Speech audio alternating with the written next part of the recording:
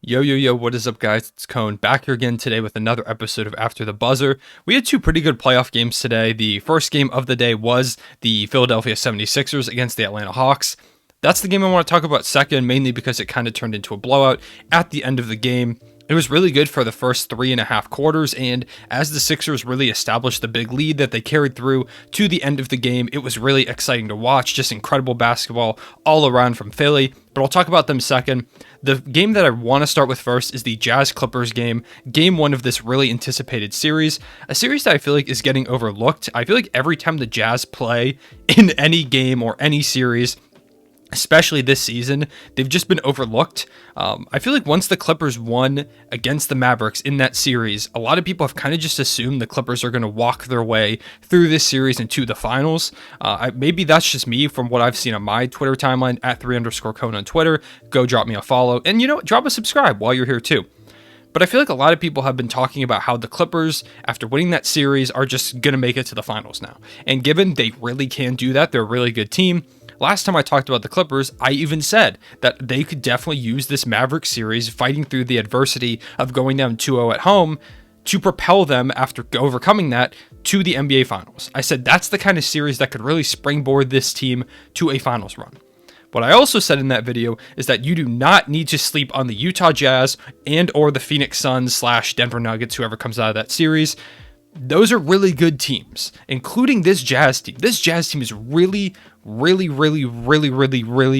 good.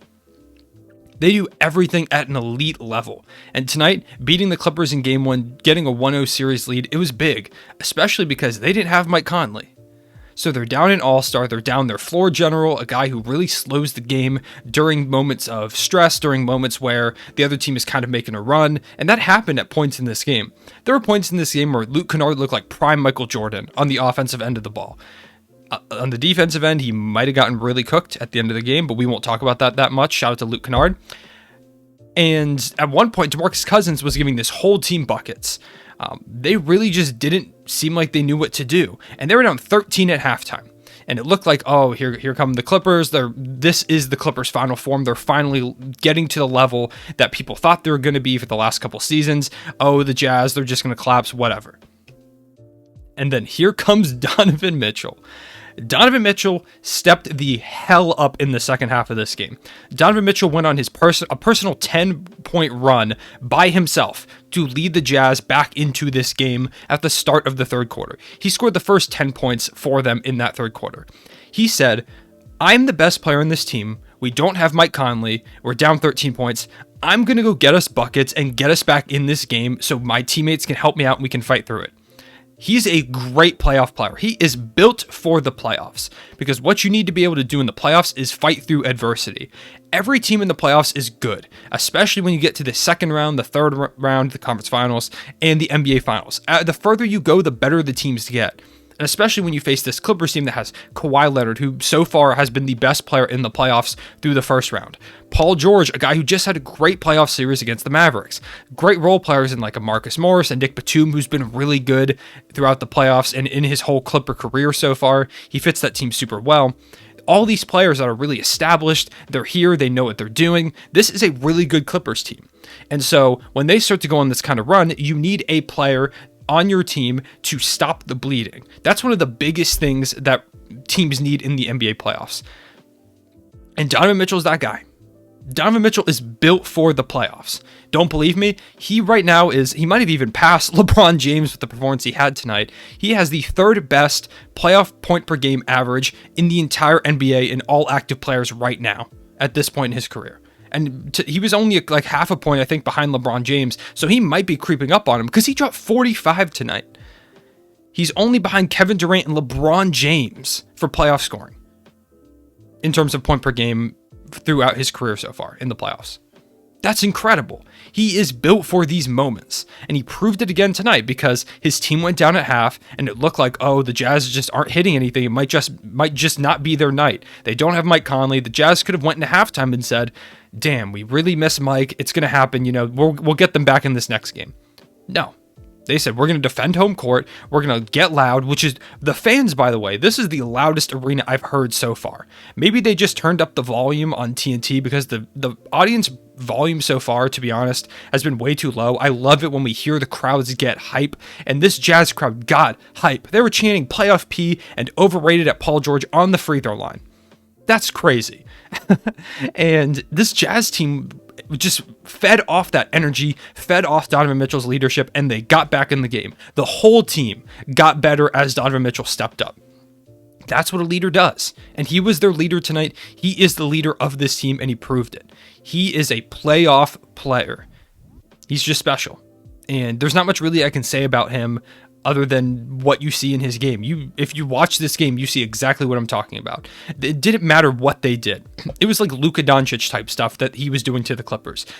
Donovan Mitchell said, I'm taking over. No matter what defense they try to run, they kept switching Luke Kennard onto him, which, by the way, I don't know why he was in the game at the end. He had a really good game, but at the end, they needed to get a stop. They couldn't stop Donovan Mitchell to save their lives. They were getting buckets on the other end every now and again, but every time the Jazz came down the floor, they were getting a bucket. They couldn't get a stop, and so a guy like Nick Batum would have helped them out dramatically, and instead, they kept Luke Kennard in almost all the way up until the end.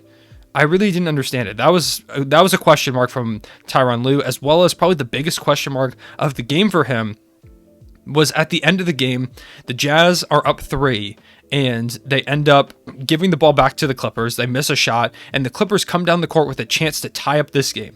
And Tyronn Lue has a timeout. He could have called a timeout. He could have gotten an opportunity to bring in the ball out of bounds, run some kind of play. And instead, Kawhi brings the ball up. He gives it to Paul George. Paul George can't get it. He gives it to Kawhi. Kawhi can't get a shot off. It was some of the best defense I have ever seen in the final seconds of a playoff game from a team, like in a one-possession type game, to save their game, to save it from going to overtime. They couldn't get a 3. They guarded the three-point line great. They got hit with some really tough pump fakes that they easily could have been on and given Kawhi or Paul George 3 free throws, and they didn't. And then finally, the ball gets to Marcus Morris in the corner, who pump fakes. Rudy Gobert leaves his feet a little bit, but stays in front of Marcus Morris and blocks him on his 3-point attempt to seal the game. That's championship level defense. That's great defense. It was just an all-around team effort at the end of the game, led by Donovan Mitchell, who really established a tone in this one. The Jazz are not to be thought of as light. They're not a bad team. They're not an overrated team. They're not a team that the Clippers are just going to beat without any effort. This Jazz team could legitimately make the finals. They could win the whole Western Conference. They're a contender for a reason. You don't get the 1 seed in the West by accident. They're really good, and people need to realize that. I get if you don't want to root for them, or if you don't like them as a team, that's fine, but saying that they're just not that good of a team is just wrong. Objectively wrong. The Jazz deserve your respect, Donovan Mitchell deserves your respect, and the Jazz were just built for the playoffs. They just outplayed the Clippers in this second half, just straight up. The Clippers didn't play terribly. Paul George had an awful game, to be fair, but he had some big moments at the end. Kawhi Leonard kind of stepped it up at the end. He had 23 points. Luke Kennard, like I mentioned, had really good moments. Zubac was great tonight. He deserves a shout out from me because he played really well in this game. He deserves a shout out. Terrence Mann had some good minutes. DeMarcus Cousins, like I mentioned, played 4 minutes and he had 6 points. He was just giving everyone buckets. Looked like Prime Boogie out there. But overall, this Jazz team is really well coached. Quinn Snyder had a great moment with Donovan Mitchell when he was mic'd up, telling Donovan Mitchell, you go ahead and do it. You're the guy. You go ahead and make things happen. That's exactly what he did. Donovan Mitchell's just one of those special guys in the playoffs, and I'm really excited to see what he does for the rest of his career. Not a guy that I'm looking forward to facing in the playoffs in a couple seasons when the Thunder make a return to the playoffs, but there'll be some fun games between him and Shea, and Donovan Mitchell, man, I'm just a big fan of his. Moving on to the Sixers and Hawks game, this was Joel Embiid dominance. Joel Embiid had 40 points, 13 rebounds, and 2 assists in this one. Tobias Harris continues to be unguardable in the playoffs with 22, 6, and 4, and Seth Curry dropped 21. When guys are putting up numbers like that, it's going to be hard to stop the Sixers. Not to mention Shake Milton, a guy who hardly played throughout the playoffs so far, and the only minutes he got were not good. I'm a big Shake Milton fan. I really like Shake Milton. I don't know why. He's just one of those players that I like a lot. And so I was disappointed not seeing him on the court, but I understood it. He was getting outplayed by George Hill, Tyrese Maxey. But in the third quarter in this game, the Sixers needed some third quarter, fourth quarter. The Sixers needed offense. They were not getting anything to go when they had their bench out there. Doc Rivers made a good decision in this game, and he stopped running all bench lineups. What he would do is he would put in the bench and Tobias Harris. So at least they had a scoring option. But there was a point where they just needed some offense. They needed something to give. They couldn't score. And Doc Rivers puts in Shake Milton, a guy that, like I said, had hardly played so far in the playoffs. And what does he do? Hits 4 threes. 14 points. I think he shot 5 for 6. All in like this super short span. He played towards the end of the game and he didn't really shoot that much. But man, he started off 4 for 4 from 3, 5 for 5, I think, from the field. Shake Milton went berserk. No one could stop him. And that's the type of stuff that coaches have to be willing to do. Player, and as well as good playoff teams, players got to stay ready. This is something Joel Embiid said when Shake Milton, or the Hawks called a timeout after Shake Milton hit another shot. Joel Embiid runs up to him on the court and says, "I told you to stay ready." Joel Embiid is a great leader. And to tell a guy like that I told you to stay ready, like happy for you, all that stuff, they were so happy for Shake Milton. I was going crazy because, like I said, I'm a big fan of his. To see him go out there and hoop, it was really cool. And this Sixers team is dangerous, especially if their bench can get going. Their bench really let them down other than Shake Milton for the most part in this game. Towards the end, they kind of picked it up, which was mostly the Shake Milton minutes. Like Matisse had 2, George Hill had 4, 6 from Dwight Howard. Outside of Shake Milton, they had 12 bench points, and Shake Milton doubles that with 14 to give them 26, or over doubles that. They had 0 bench points in the first half. The Sixers bench has to be better. When the Sixers starters are in, the Hawks are just outmatched. They were destroying the Hawks in that first quarter. They ended up with a 13-point lead at the end of 1, and then when the bench lineups came in, it was a 2-point game by halftime. The Hawks bench is just really potent at times. They have so many great offensive players, and the Sixers kind of just really struggle to keep up, which is why I'm glad that Doc Rivers put Tobias Harris in with that bench lineup. I think that's what they need to do going forward. He provides them some spacing. He provides them an offensive guy to go to if things aren't getting done. He gives them a stabilizing presence. You can't put an all-bench lineup out there when your bench is inferior to the other teams in pretty much every moment that the two benches have faced off so far in this series. You just can't do that. And Nate McMillan tried to do what he could to stop the Sixers. He tried to double team Joel Embiid. There was just nothing to do. Every time Joel Embiid saw Clint Capella in the paint, it was just barbecue chicken. He was backing him down. He was dunking over him. He was hitting the craziest fadeaway mid-ranges ever. If you don't know, mid-range jumpers are like my favorite thing in the entire world.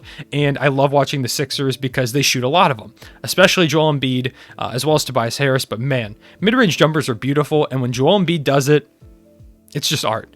Joel Embiid's ridiculous. He's a talent, and he was very deserving of the second place he got in the MVP race. He's a guy that I think could win one by the end of his career. A guy that he would have had a shot to win one if he stayed healthy the whole season, but he does have an opportunity going now forward to try and get a Finals MVP instead.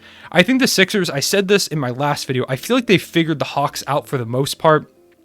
The Hawks are really dangerous offensively, but if you trap them, put a lot of pressure on them, sometimes they just kind of fold, especially in the first quarter today. The Sixers trapped Trae Young a couple times, and he either just threw an errant pass or he just straight up turned it over. The pressure just gets to these Hawks a little bit sometimes. I think it's because they're young, and also just the Sixers have so many lengthy defenders that it makes the Hawks it just makes them uncomfortable in the passing lanes and when they're trying to score. Joel Embiid was also great defensively tonight, but Ben Simmons deserves a lot of credit. He only scored a couple points. I think he shot 2 for 3 in this game. He just didn't shoot, and it didn't really matter because he was destroying the Hawks on the defensive end of the ball, him and Matisse Thybulle. Simmons played a lot of minutes on Trae Young, and it made a noticeable difference because when Danny Green was on Trae Young in the first quarter of last game, Trae Young torched the hell out of him. When Ben Simmons played on Trae Young played poorly, or at least poorly by the standards that he's kind of established. He's still at 21 and 11, but ultimately, the Hawks are going to need him to be better than that going forward if they want to win games. Kevin Huerter and Danilo Gallinari had 41 combined off the bench, which was huge for them. But ultimately, there's got to be more from Trae. Bogdan had 14. He might have to provide more if they want to keep up with these Sixers. And John Collins had 8 points. He's a guy up for a max contract soon. He's got to be better than this if he wants to get that. And to be honest, he really hasn't proven himself in these playoffs to be a guy worthy of that contract, at least not in this series so far. He did have a good game one, but he was also like a part of that collapse at the end there. So John Collins is going to have to be bigger in this series for them to win, especially defensively. Tobias Harris was cooking him for a lot of this game. Tobias Harris kept getting some switches on Bogdanovich, but John Collins a lot of times just wasn't playing great defense. Ben Simmons really gave him a hard time whenever he was on him, and they put either a Matisse Thybulle or a Danny Green on Trae Young at some points in this game. So what does this mean for these two teams going forward? I think the Sixers have kind of figured it out. Like I said, the Hawks aren't done at all by any means. They made this a close game throughout. Pretty much, they were really down in that first quarter, similar to the way that they went up on the Sixers in the first quarter of last game. The difference was they really just didn't make the adjustments and have the ability to go on that big run that the Sixers did at the end. They went down by like 20 towards the end of the game, and they kind of fought back a little bit, but it just wasn't enough. They made this a close one. They've got to try and just take one in Atlanta at least. They would probably obviously they would love if they could take both of them. I just don't know how realistic that is. I think the Sixers are now on a warpath. They smell blood. That first game was a mistake by the Hawks. They let the Sixers smell blood. They let them figure out what they need to do going forward. And I think now this is the Sixers series to lose. I know that's pretty bold to say because this was a good game, but I just really think the Sixers are the better team here. So those are my thoughts on the two games. Let me know what you think. Do you think the Jazz can make the finals? Do you think they're going to beat the Clippers? What do you think about Donovan Mitchell? Is he as good of a playoff performer as I think he is? And in terms of the Sixers, have the Sixers smelled blood? And are the Sixers going to try and wrap up this series in quick fashion when they head to Atlanta? I appreciate you guys watching this video. If you made it to this point in the video, drop a spider in the comment section below to shout out Donovan Mitchell. I appreciate you guys watching once again. I will see you guys later.